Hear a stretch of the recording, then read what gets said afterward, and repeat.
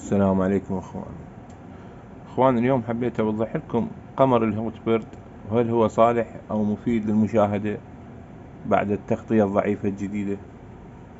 اخوان بالنسبة للتغطية ضعفت هواي، العام ضعفت لان نفس المدار غيره اقمار عمرها جديد، ذاك صار قديم استهلك بعد، فبنفس المدار وضعوا اقمار جديدة. الأقمار الجديدة حددوا تغطيتها، يعني تحديد وإضعاف التغطية مقصود بسبب مطالبات الاتحاد الدولي الأوروبي على مود حقوق البث الداخل وهي حقوق قنوات عربية أو غير عربية بمناطق أخرى. فحددوا يعني ضعفوا البث متقصدين الباقات المهمة، واللي هي أهمها الباقات البولندية. احنا هنا هسه أكثر شي إذا نشوف الشباب يغير اللاقط. إخوان المشكلة مو باللاقط، المشكلة بالطبق، حجم الطبق. التغطية ضعفت. هسه دا احكي عن العراق يعني يحتاج هسه اقل شي 120. هسه واحد يجوز يقول اني ملتقطه ب105، اي ملتقطه بس ما مستقرة، يعني اي هواء عالي او امطار او حرارة، درجات حرارة مرتفعة تتأثر الاشارة، وهاي واضحة جدا.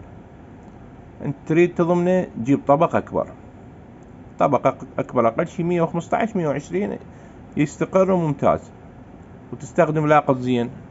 هسه خلينا نقول انفرتو، اذا تلقى تلفز، ما تلقى تلفز هنا بالعراق خذ شرارة او اخذ اي سمارت. للاسف الايكون، ترى الايكون يعني انا هسه فتحت الجديد، اشتريت جدد وفتحتهن وقصيتهن، لا اختلفن شوية اقل درجة من الايكون الوجبات القديمة.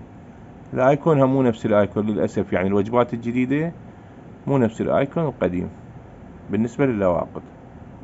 هسه تقول لي يعني بهالحالة يعني بعد ما نشاهد، اخوان افضل صورة بقمر الهوت بيرد، افضل مشاهدة الك تختارها قمر الهوت بيرد.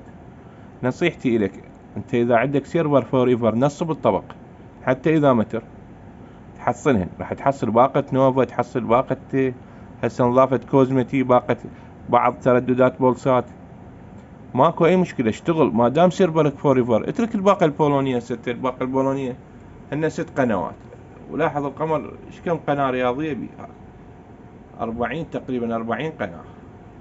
الضعف عندنا وين؟ احنا بال11 4 8 8 11 278. انت اذا تنصيبك دقيق بالشتاء يشتغلن باستثناء من تمطر.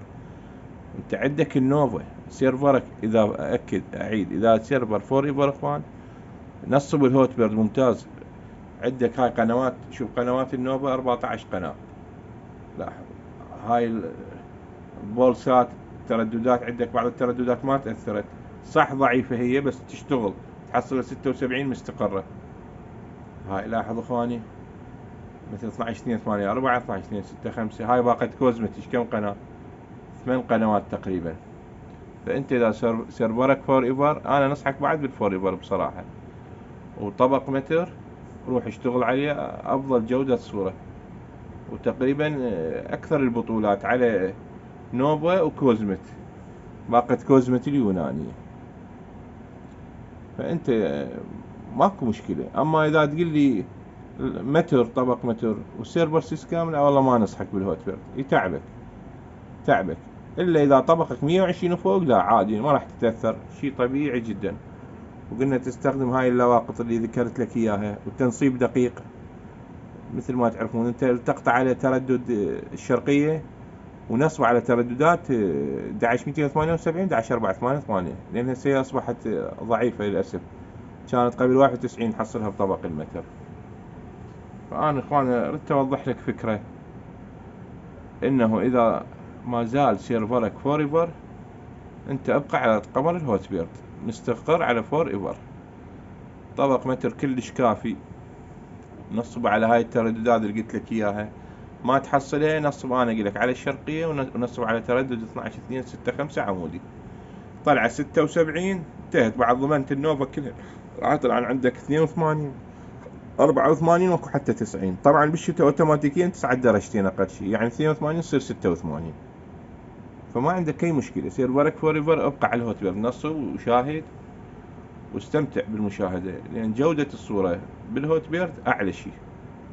لكن هاي قلنا الحدود البث شوية تأثرت. عندك سيرفر فور ايفر ماكو مشكلة، ابقى على طبق المتر وشاهد واستمتع بالبطولات والمباريات، تقريبا افضل جودة صورة.